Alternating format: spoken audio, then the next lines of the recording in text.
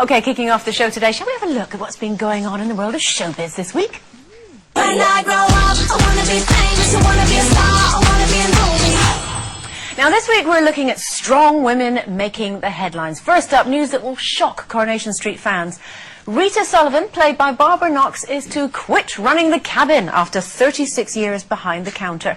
The decision to retire her from the famous shop could see her role being scaled down. So will we be sad to see Rita's go head off into the sunset? I think Barbara Knox is wonderful, don't you? What a great character that has. When I first went in, which was '93, it was Rita and Mavis in the cabin. Do you remember them? Yeah. That was a real double act. And never. I know. Yeah. And everybody thought that nothing would top that double act, and then of course she gets Norris, and they are just brilliant, aren't they? He's together? Not right, is he? I know. I don't think it's going to be the same in the cabin without her. Because obviously she's not leaving the soap; she's just leaving the shop. She's leaving the cabin.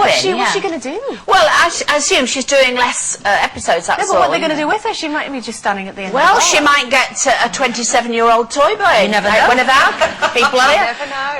But I mean, no. But you know, whatever she does, she's worth everything, isn't she? I just think she's such a fantastic character.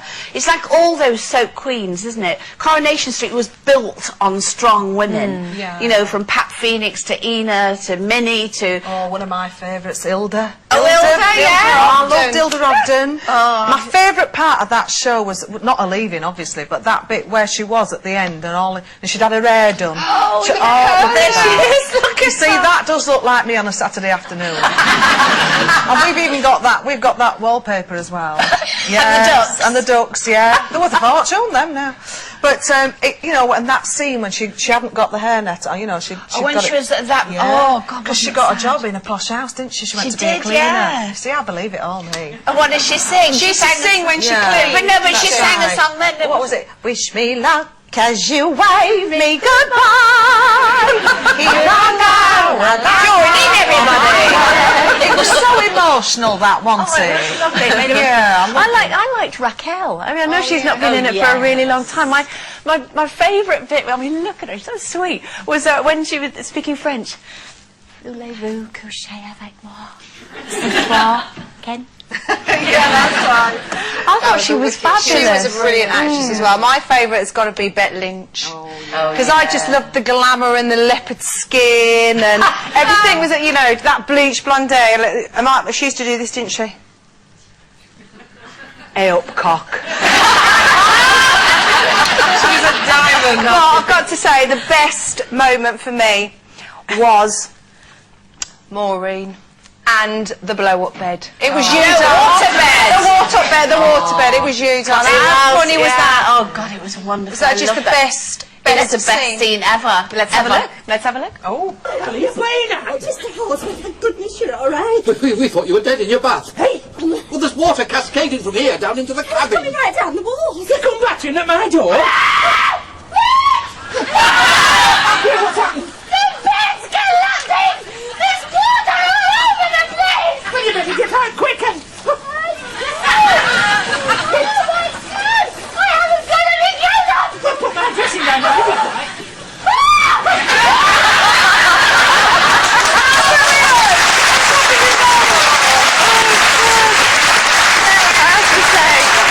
Sherrie is the icon for Coronation Street. Don't you agree? It was a brilliant scene to do, and I have to say what you didn't see is Ken Morley came round the side of the bed and dropped his towel and he hadn't got anything on and that image has never left me. I can still see it now. Well, you know what I mean, don't you, Jane?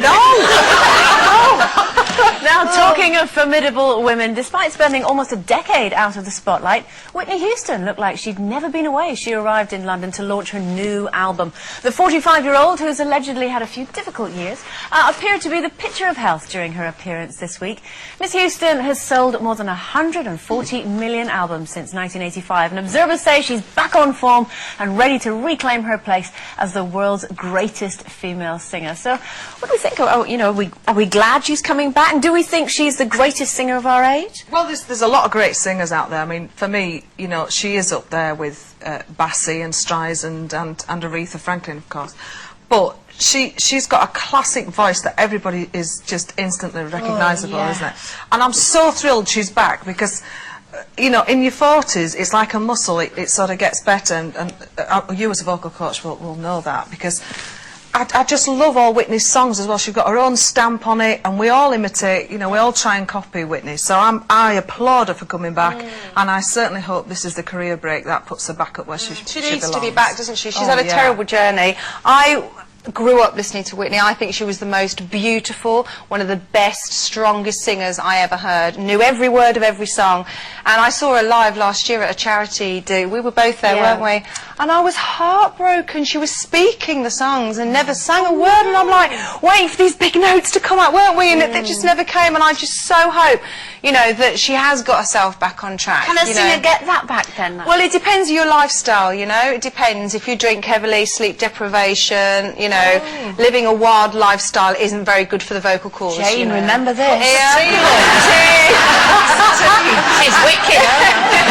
So I just think she's amazing. Well, I can, you know, when you think of, you know, Whitney Houston, obviously, you know, there's the Bodyguard and all that sort of stuff. But I can remember, I don't know if it was her first single, but you know when she did I Want to Dance with Somebody? And she had, I loved it with the jeans and the white vest and the jacket, and she was so beautiful. When I hear that song, it just takes me back to sort of school discos and all that sort of thing. How old are you? I'll be 40 in October. Ah, you see, you're but a bairn.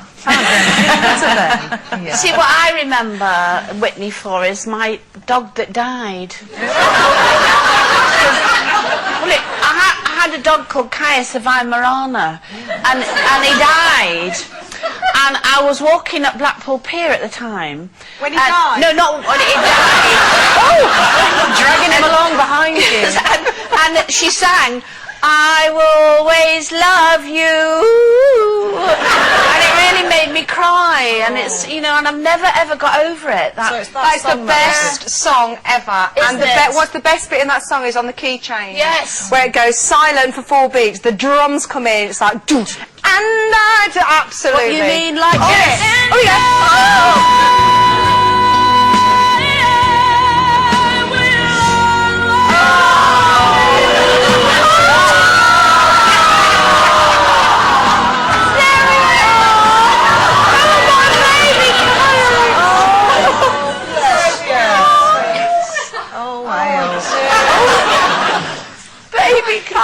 Stay with us as there's more showbiz stories to be put under the spotlight after the break.